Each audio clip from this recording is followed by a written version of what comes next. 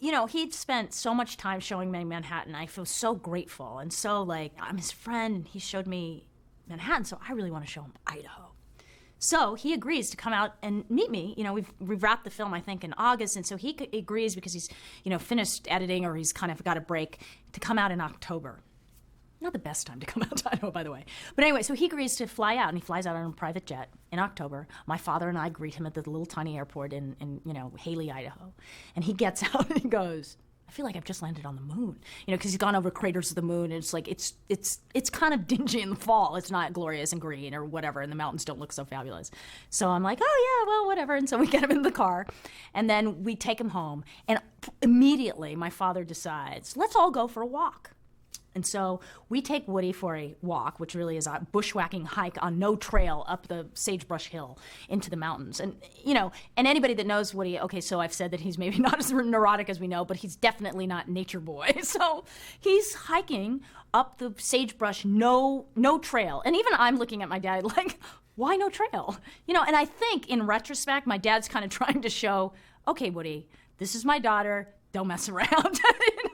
So we're hiking up this trail, and I'm looking behind, and he's just come off a plane. He's been at, he's not at altitude, and now he's at, 6,500 feet, and he's hiking up this mountain right after getting off the plane. And it's kind of getting cold. It's late October. It's cold in Idaho, and it's not snowy yet. So we get almost to the top, and all of a sudden it socks in.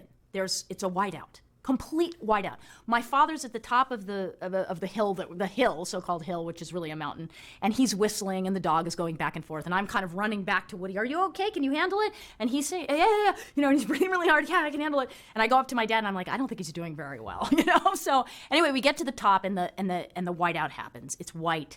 There's snow everywhere. Big flakes, big nasty flakes of snow that are settling and piling up as fast as they hit the ground. It's not melting. It's a whiteout. And so we turn around to go down, and he's like stumbling over sagebrush. He can't see 1 foot in front of him. The dog is like, pouncing on him. And my father continues to whistle all the way down. My father was an excellent whistler, by the way.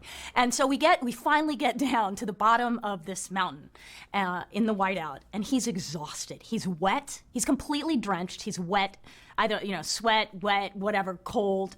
And it's about 5:30, and it's dark. It's now dark in the whiteout, and we've come out, and it's been about 2.5 hours. So we get into the house, and my mother's very excited. Now, you have to understand, my parents never got along, but they're in their best behavior. They're like nice. My mother's been cooking all day. She's doing pheasant. She's doing, potato, very special potatoes, scalloped potatoes and this and that. My dad's got the perfect bottle of wine out. He's got a Chateau Margaux. It's 1961, the year that I was born. Something nuts is going on. And I'm like, wow, my parents are getting along. This is good. I should have Woody over all the time. So anyway, so we sit down for dinner. He barely gets out of the shower when, we're eating at 6 o'clock. Woody doesn't eat at 6 o'clock. He's like, we're eating at 6 o'clock. I'm like, yeah, we're in Idaho.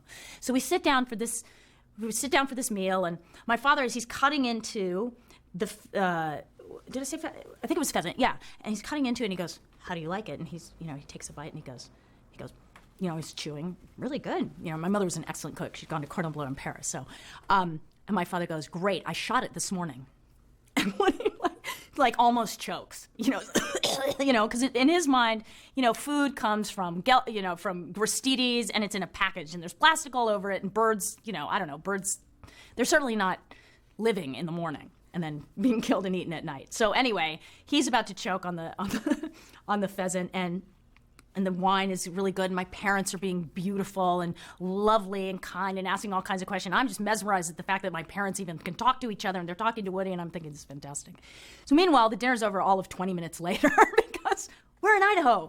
So it's like 6:20, and now dinner's over, and we've had, tarte tatin. My mother's like pulled out all the stops. It's all done. Even dishes are done. And so afterwards I say, well, that's about it, It's, my mother goes upstairs and she watches television. My dad goes downstairs and he ties flies and he watches television, and he goes, what do we do? That's all you do?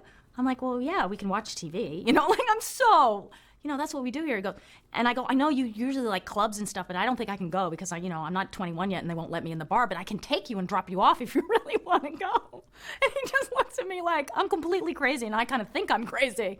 But anyway, that was the story. He left promptly. In the morning, he called the private jet to say, I think I need to be picked up right away because the snow is coming in, and I think he thought he was going to be trapped there for the rest of his life. So anyway, that was Woody coming to Idaho. I don't think he ever came back.